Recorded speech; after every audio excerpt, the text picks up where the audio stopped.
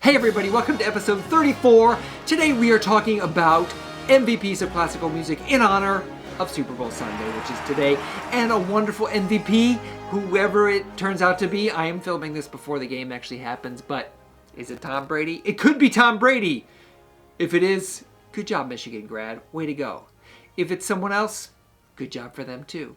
By the time I'm editing this, we may know who won. Could be exciting. Anyway, MVPs of classical music, 3 examples from 3 different orchestral families. Let's dig in.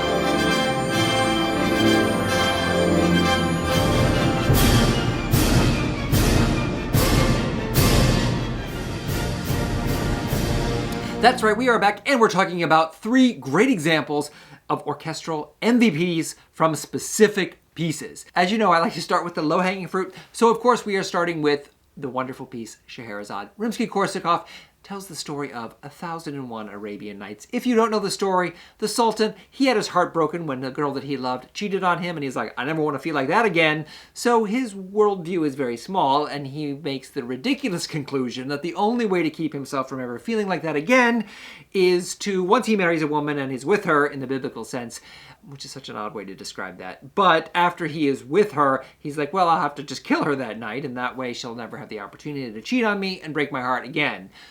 Short version of the story, he does this for a while, and then it becomes Scheherazade's turn. So they get married, she knows what's coming next, so she says, hey, I know what's happening later tonight, but she's like, before that, let me tell you a story. This story, it turns out, is a very good story. She's a very compelling storyteller, and at the end, though, she says, I'm really tired. I'll have to finish the story tomorrow. So he says, okay, I'll kill you tomorrow, but I want to hear the end of the story. You can guess where this goes. It goes on for many nights. 1001 nights, to be exact. And that's where it ends up. He decides, you know what, maybe I've been a little harsh in my judgment of women because she seems decent. And so that's the basic story of it. But the role of Scheherazade in this wonderful orchestral showpiece is portrayed by the first violinist.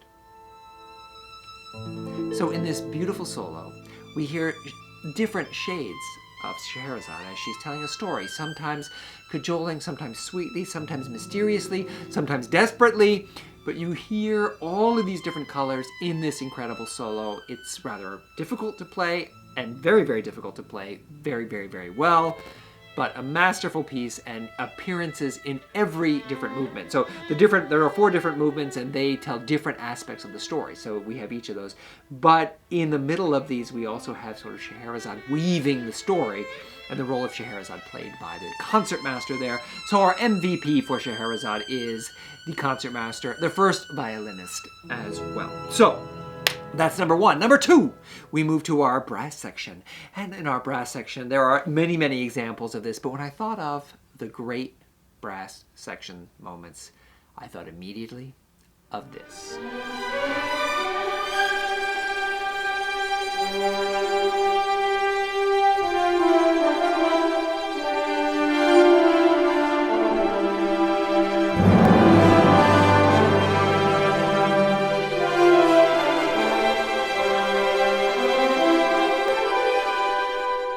That's right, this, of course, the wonderful tone poem by Richard Strauss.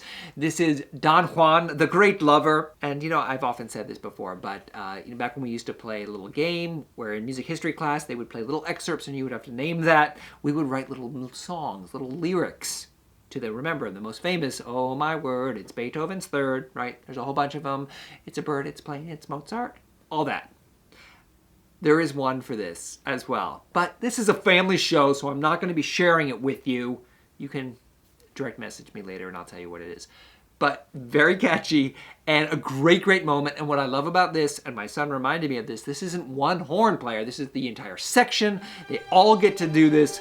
It's a really great moment. And one of the fun things about being a horn player, if I was a horn player, I would enjoy playing this moment. So the horns, the MVP of Strauss's Don Juan. Now for our final example today, because it's a short video, our final example today, should we go with a wind instrument? Because we've done our string and our brass. I was like, no, let's do something a little more unusual. So today, we're going to talk about a percussion instrument that is the MVP of a well-known orchestral piece. And in this case, here's the excerpt.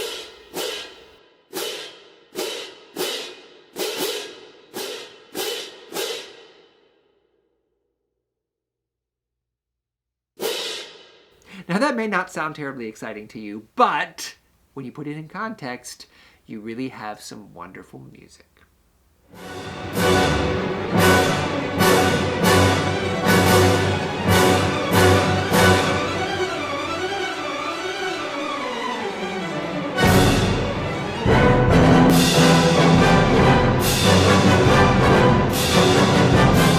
That, of course, Tchaikovsky's music for his Romeo and Juliet Fantasy Overture, and those are the sword fight that's going on. So we have this wonderful sort of back and forth. I've actually done it once in an education concert where we have two different cymbal players on different sides of the stage.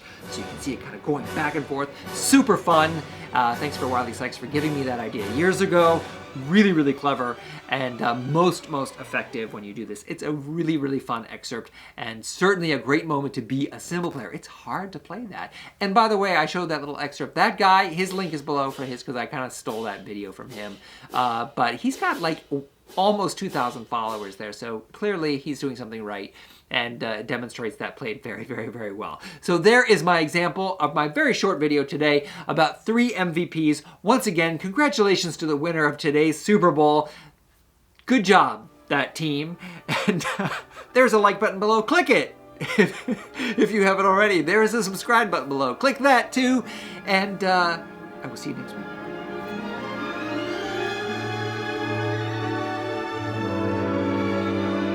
Today and the wonderful MVP and the wonderful MVP of today's game, and it was this wonderful person who did such a great job right there. I don't know who it is. Is it Tom Brady? Could be cool if it is. Whoever it is, great job, and great job Michigan grad if it's Tom Brady.